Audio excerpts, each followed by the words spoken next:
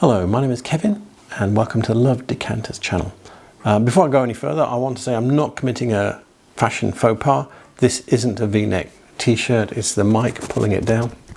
So yeah. Anyway, so this video is going to be about miniature decanters. When I was doing a video a few days ago about trying to ID some glass, etc., I noticed the Decanter book had a section on miniature decanters, and I thought, I've got enough stuff. I could do a video on that. And yeah, I've been having a good read of that section. I've read it before, but never really, you know, when you're trying to produce these videos, you're kind of taking a bit more critical view about, am I saying the right thing or the wrong thing? And actually I have some issue with some of the stuff that's in here.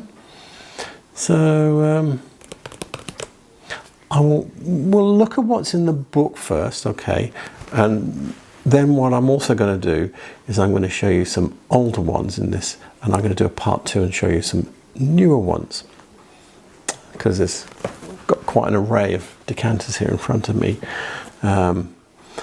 And so yes, with that said, let's just get on and I'll show you what's in the book, and then we'll move on and have a look at some glass. So yeah, this book is The Decanter, Ancient to Modern by Andy McConnell. And looking at all of these here. Yeah, so these are supposed to be miniatures, but he's got cruets in here as well. Yeah, and the cruets don't really count it for me. I mean, that's a cruet, definitely, not a miniature decanter, because it's got anchovy written on it. You know, so that's for oil, that's a cruet, that's a cruet, that's a cruet. And that's a bottle anyway, so yeah, it doesn't, if you're going to do a thing on cruets, do a thing on cruets, but they're different to miniature decanters. That's just my thoughts. So, so with that said, we'll turn over the page. We'll have a look. It does have a bunch of stuff here. If I'm going to slide this camera over. I don't know how well you can see it, but this one here, that's definitely a cruet. I think that one is as well. Some of these, and I think these two here and this one, some of them are like miniature decanters. I think that's a cruet as well. So yeah, I'm pretty happy these all count as miniature decanters, although that might be an oil bottle. Yeah. Anyway, with that said, let's punch along and I'll show you something that is well, I suppose it fits into this category here. Oh, now I've moved the camera, you can't see it. This category here, where it's very like a decanter, and it's small, but it is actually a cruet because of what's written on it. So let's get on and have a look at some glass. So this one here is not strictly a decanter, it's a cruet. It's like a early tapered decanter, but it says vinegar, so that makes it a cruet in my book. But it is very light. It's exactly the same as the early decanters. It would say something like port in this, or something like that, or cider, or something like that in that little cartouche there. But this one says vinegar, and it's tiny. So yeah, not strictly speaking, it's got a nice broken pontle there, and not too much wear, but yeah, the glass has got bits and pieces in it, so I'm happy it's the right thing. So a little quartet of small decanters. This one's tiny, probably dating, you'd normally date this kind of thing about 1800. They might be earlier, they might be later. These three have never been fitted for stoppers. You can stick your finger in them and feel that. these two have polished pontils. Oh, hang on, which way around is it? No, yeah. These two have polished pontils and these two don't. And yeah, they're all 3 rings, so they've all got 3 applied rings. So they've really done a job to squeeze it onto this one. Look how small that is. I mean, the idea is that you're supposed to hold it, but if I try and it's supposed to help you grip, but in actual fact, I'm gripping it with half my hand there. Well, half the decanters, more than half the decanters in my hand. If I grip it like that, so those are supposed to be finger grips. That shows you how big decanter. This one is a decanter because it's got grapes on it. Yeah, so wine or port or something like that. Some drink made from grapes. I think brandy's made from grapes, so maybe brandy if you go in hardcore. Yeah, and it's got a broken pontil. It's got a bit of crap, bit of rubbish from the furnace trapped, or maybe even the factory floor trapped in it. And then this one, it's just a bit clearer. The glass is a bit clearer looking than the other one, and it's got a nice polished pontil underneath, big wide one. And then, so this one's funny because I bought these a long time ago. I've paid very little for them, and in actual fact they've been in the shed. So I actually went and retrieved them all from the shed, and I never bothered to take I probably got it home, tried to see if I got any stoppers for it, didn't, and it's been in the shed ever since. So it still has the price I paid for it. If I can get this, let's see if I can get it focus. There you go, £6. Fab Carafe, Decanter carafe it says, and it's got a sale number or something on it. So yeah, it's got plenty of wear and tear on the base, which is £6 for something from, you know, it's 220 plus years old. That's not bad. So this one is rather nice in that, put those away. It has something unusual about it. It has this stopper, and it's a ball stopper, which is not what you'd expect. And I was like, is this a copy? So for starters, this ball stopper's seen the world a bit. It's got some knocks and bashes. It's got some tool marks making it round. So, and I can see a swirly bit there. You don't normally see that. On a modern ball stopper, you wouldn't see that. And then you can see it's got wear and tear. So this would have been like one textured surface when it was new, and then over the years it's got worn down, and it fits that like, you know, there's no wobble there at all, and it's almost like, I don't know, it's very tight anyway. There's no wobble at all, and it seems to sit in it correctly. So I think, and the colour as well, glass has a colour, and the colour looks the same as well. So I think this is the original stopper, which is really weird because I've spent ages looking at it when I bought it, thinking, is that right, is it wrong? And I think it's right. Just really unusual feature, but then it's tiny. It'd be a tiny mushroom you'd have to make. And also, they weren't going to be bothering with cutting anything when they made this, because yeah, it's got a lovely broken pontil that you can actually cut your finger on there if you're not careful. So yeah, so that's the sort of like the next, I suppose the vinegar one's the earliest one. That's the next one up along the line. So with that said, I'll move on to another one. Yeah, I've just got one of these. I don't have a stopper for it, but yeah, it cost me hardly anything, I don't think. So this is moving on in time. It's got these big flat panels cut in it. This means the age of steam powered cutting usually. It's got really quite, actually the panels are quite deeply cut. If I show you from the bottom, you can see how. So I think this is probably from the 1820s or 30s. I mean, the shape-wise and everything about it is, you know what I mean? You can put it, it's got slightly lower waist than that one, but yeah. It's a bit more ovoid than this one's a bit more Prussian. But anyway, the panelling means it's later.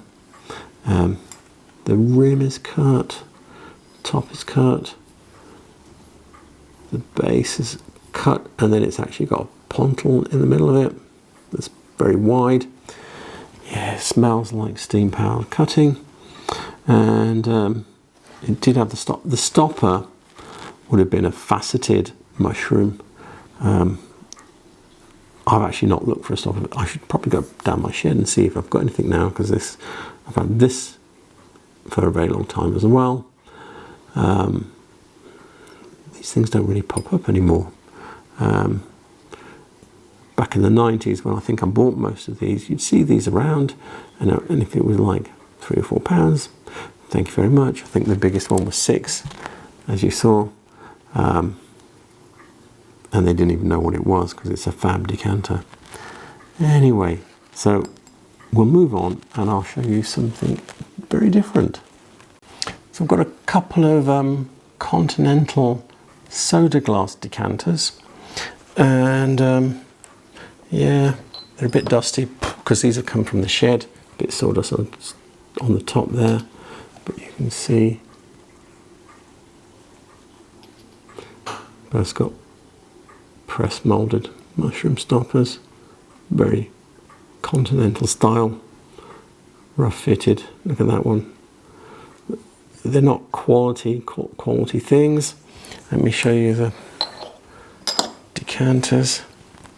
See, this one's been put in a dip mold, and you can tell it's continental because there's a star in the middle and it's got broken ponton.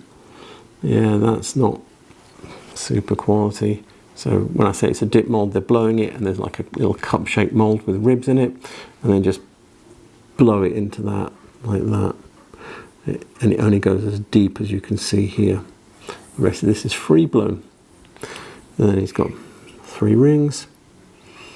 And yeah, this one's a bit different in that, hang on, let me show you this. This one has got the usual grapes that you see on them. Let me put that there. This one's not dip molded, it's just probably completely free bone, just pressed flat at the bottom. They've also roughed out the ponton mark. It's not entirely polished, it's just rough. Can you see? And yeah, so this is more normal. Usually they're dip molded, which is the only unusual thing on this one, and the fact that it's so small. But whereas this one, it doesn't have grapes. I'm not even sure what kind of flower this is supposed to be. And it's got some gilding. So you could say it's a step up from the usual, but then the usual is very low quality anyway, so it's not a million miles away from that.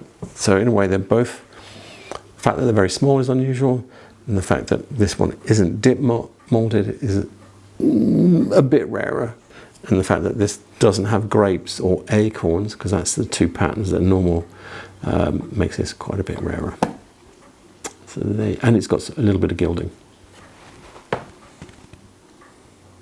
And I nearly forgot to say, so these are continental. The date lines are not the same as the other things.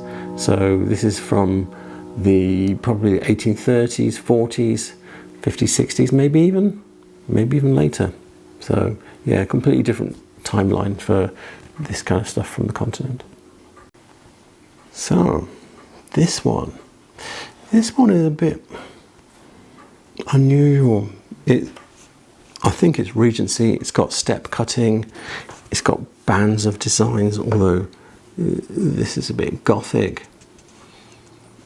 It's very difficult. And then it's got bladed neck rings.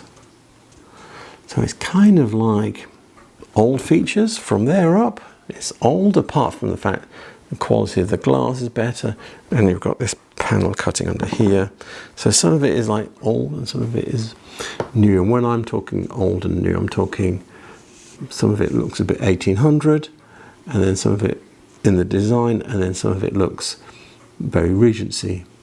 The fact that it's a 3-ring decanter with a bullseye stopper, but then the bullseye stopper is quite thick, so it's kind of, and it is designed to go with the width of the pouring lip here. So, and it is, you see, it's rough fitted.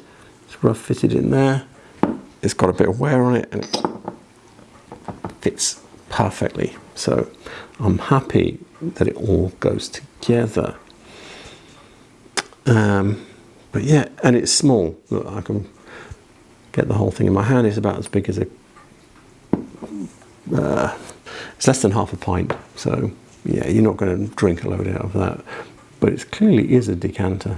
You know, the neck is quite long. So the body, I mean, it's a bit out of proportion to the body. Normally you get a decanter like that, and then you get like a, you know, something like this big on the bottom of it. But apart from the fact that the diameter of that is quite small. So yeah, I think this counts as a miniature just. I don't think it counts as, you could say it's a spirit bottle, but I don't think it's quite big enough. A lot of the spirit bottles are 1-pinters, so getting that way. So yeah, I think that counts. And I've got one more to show you. So I've got this, which to my eyes is a early Victorian decanter. It's a decanter that's made to go in a stand. It's a bottle-shaped decanter. They did do cruet bottles like this, but this is too big. I mean, cruet bottles are usually half the, you know, they come down to here, but the contents is half the size of this. So it's kind of like it is a very small decanter, I think. And it probably went on a stand with 2 or 3 others. It's got pouring lips, which goes with a period. You see here. I've got other decanters that are like this, bottle-shaped ones, with this pouring lip feature. But they're, you know, if I go back here, they're still, yeah, they're like 13 inches tall, and this is about half that. But then it's, as I said, if you think cruets are usually of this type are about this high, this bottom half gets considerably smaller. So yeah, I think this is a miniature decanter, but that's anybody's reckoning, isn't it? So this is going to be part 1, okay, because I have a pile more glass to show you. I don't think part 2 might be quite as long because I don't have so much introduction, but I might have some paper references for some of it as well. So yeah. I've done the early stuff. The other stuff is going to be later. I think I'll have to look at it. Something's got a date on it, so I'm going to check, see what that date is, but I think it's late Victorian or Edwardian. Anyway, so the book that I used will be in the description below, and please remember to like and subscribe, and watch out for part 2, where I come into the 20th century and show you, yeah, people were still doing these small little decanters, and a lot of these I can prove they're miniature decanters. Absolutely prove. Yeah. Woo. So, thank you for watching. Good night.